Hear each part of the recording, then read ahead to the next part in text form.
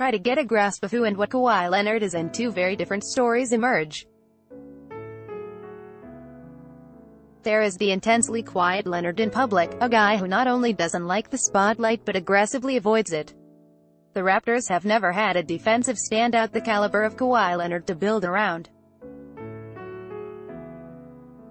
Until now. Ronald Quartz, Getty Images file photo. Not many people will speak openly and on the record about the newly acquired Raptors forward, both because they don't want words to be even remotely misconstrued and because Leonard rarely lets anyone get close enough to develop any kind of accurate insight. Practically mute is how one San Antonio Spurs insider portrayed him.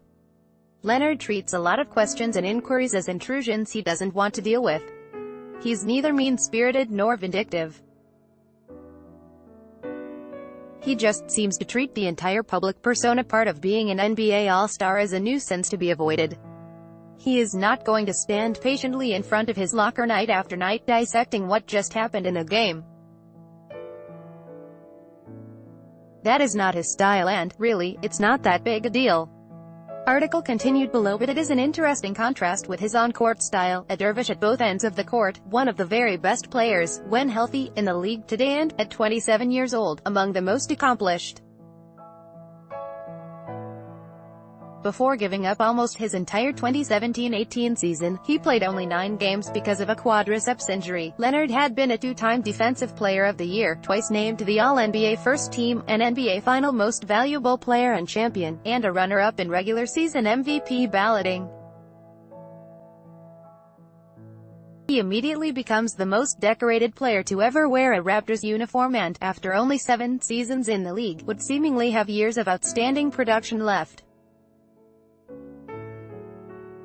He gives new coach Nick Nurse more lineup versatility than the man he's trading places with, DeMar DeRozan, likely would have, and the chance to build a defense around someone of Leonard's proven capability will be a first for the Raptors historically. Who cares if he doesn't say much? It may be part of the responsibility of the job and his place in the game, but how he plays is far more important than what he does or doesn't say. For me, from just looking outside, I'm anxious to know him some more, Raptors president Masai Ujiri said.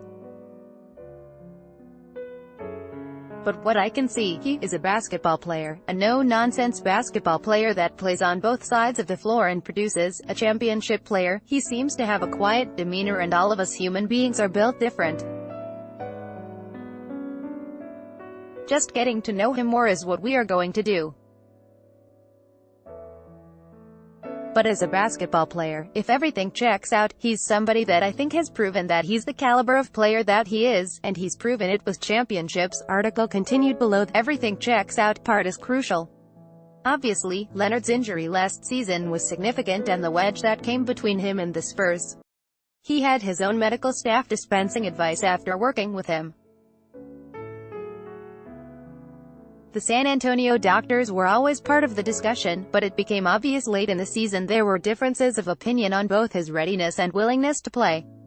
Again, Leonard never spoke to the issue head-on publicly. It's the confounding part of his personality, according to NBA sources. And he was available for the Raptors to acquire, with 1 year left on his contract, in no small part because of his reticence to speak freely in public, or from his heart, or often. Only the basics of his family life are public knowledge. Leonard's father, Mark, was murdered in 2008 at a car wash he owned in Compton, Calif. The NBA star grew up with his mother, Kim Robertson, and 4 sisters. Leonard and his longtime partner, Kishel Shipley, welcomed their first child, a girl, in 2016. Some of what is known comes through the prism of his uncle and business manager, Dennis Robertson, who has taken on a major role as an advisor to the native of Riverside, California. In the Los Angeles area, Robertson, who was with Leonard when he met face-to-face with Raptors management on Friday in a meeting that produced nothing but good feelings, according to sources, is the strongest male influence on Leonard. Robertson was also closely involved in the ultimate ruination of Leonard's relationship with the Spurs, according to multiple reports over the last NBA season. Somehow, in part because there was little public disclosure of the rift that developed between him and the team, his departure was assured. The Spurs weren't going to give him a supermax contract worth more than $200 million US. if he didn't want to be there, while Leonard and his advisors never publicly stated his desires. Meanwhile, that same injury-induced divorce put him on the market. If the sides could have coexisted, there's little chance San Antonio would have moved a player so close to his prime with such an impressive track record. All I'll say is, without all this medical drama that there is, we have no chance of talking to a player like that. Zero, Udry said in discussing the blockbuster on Friday. You have no chance. He would be signed to a new San Antonio contract, and we wouldn't have a chance to get him. This is why we have a chance. This was the risk that we are taking.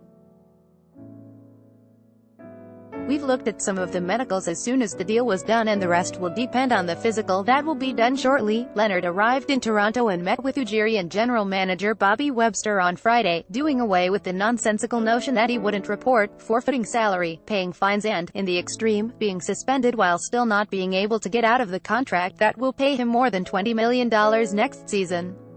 Leonard did not do any media, no one was surprised by that, and Friday needed to be about the departed DeRozan more than the arriving Leonard and Danny Green, but he did have his first face-to-face meeting with Ujiri. The discussion certainly included chatter about what his on-court role will be with a team coming off a 59-win season, more so than either his long-term future or what he might say when he does talk publicly. Until then, and there is no indication Leonard will be available to the Toronto media anytime soon, trying to decipher just what has to be done from afar and through the words of others. An enigmatic personality and a gifted basketball player. The latter matters most. The former could very well determine how fans welcome him. Doug Smith is a sports reporter based in Toronto. Follow him on Twitter, @SmithReps.